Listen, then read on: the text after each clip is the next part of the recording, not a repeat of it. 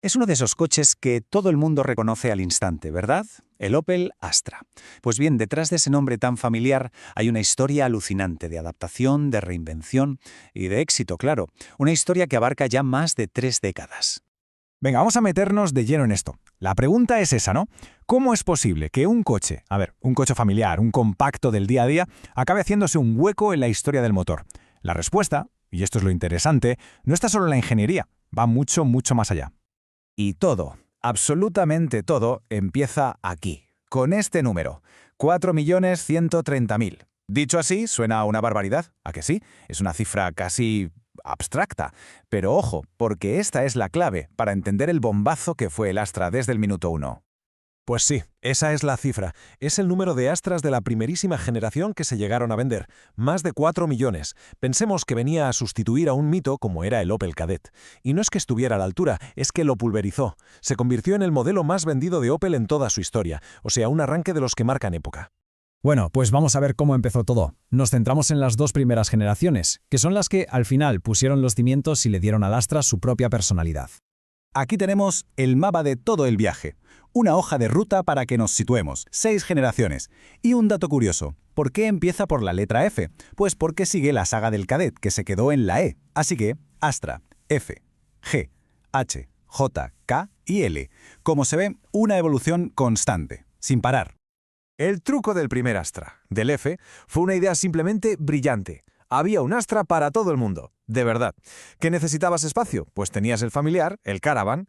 ¿Que querías algo más deportivo? El 3 puertas. Incluso había un descapotable, y no uno cualquiera, diseñado nada menos que por los maestros italianos de Bertone. Una pasada. Y llegamos al Astra G. Aquí, Opel le dio una vuelta de tuerca al diseño. Lo hizo mucho más fino, más aerodinámico, muy de su época, de finales de los 90.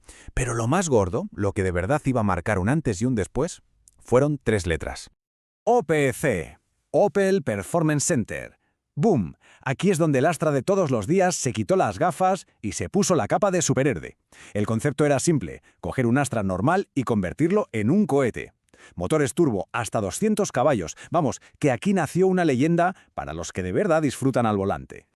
Vale, pasamos a una nueva etapa. El Astra ya no era solo un coche de éxito en Europa.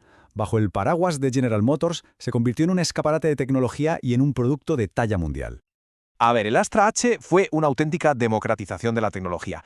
Puso al alcance de cualquiera cosas que solo se veían en coches mucho más caros. Hablamos de suspensión adaptativa, faros que giraban en las curvas, y lo del parabrisas panorámico, eso fue una locura, algo que nadie se había atrevido a hacer en un coche así. Y claro, al ser tan importante para General Motors, el Astra empezó a tener dobles de acción por todo el mundo. Se convirtió en un auténtico camaleón con diferentes pasaportes. El alcance fue brutal. En el Reino Unido era un Vauxhall, en Australia un Holden, en América Latina un Chevrolet y hasta en Estados Unidos fue un Saturn. En el fondo era el mismo coche, el nuestro, el Opel Astra. Misma alma, pero con diferente nombre en la matrícula. Llegamos al Astra J, y aquí el diseño, wow. Dio un salto de gigante. Adoptó esas formas tan elegantes y fluidas del Insignia. Era un coche realmente bonito. Pero, siempre hay un pero. Toda esa sofisticación y la nueva plataforma global trajeron un problema, el peso. El coche engordó bastante, y eso, claro, se notaba en la agilidad. Y ahora, atención, porque aquí la historia da un giro de 180 grados, un cambio de dueño que lo iba a cambiar absolutamente todo. Se acaba la era de General Motors para Opel. El Astra K fue básicamente la respuesta directa a ese pero que acabamos de mencionar. La misión principal era ponerlo a dieta. Y vaya se lo consiguieron. Le quitaron hasta 200 kilos de encima. 200 es una auténtica barbaridad en un coche. Y claro, el resultado fue un Astra mucho más ágil, más eficiente y más moderno. Y cuando parecía que el camino ya estaba marcado, llega el verdadero terremoto. Opel cambia de manos, pasa a formar parte del grupo francés PSA, lo que hoy conocemos como Stellantis. Y esto fue el pistoletazo de salida para la reinvención más radical que ha vivido el Astra. Solo hay que mirar la comparativa. A un lado, el último Astra de la era GM. Al otro, el primero de la era Stellantis. Es que no es una evolución, es una ruptura total. Plataforma completamente nueva, un diseño que no tiene nada que ver con ese frontal tan característico, el visor, y sobre todo la llegada de la electrificación, híbridos y eléctricos puros por primera vez.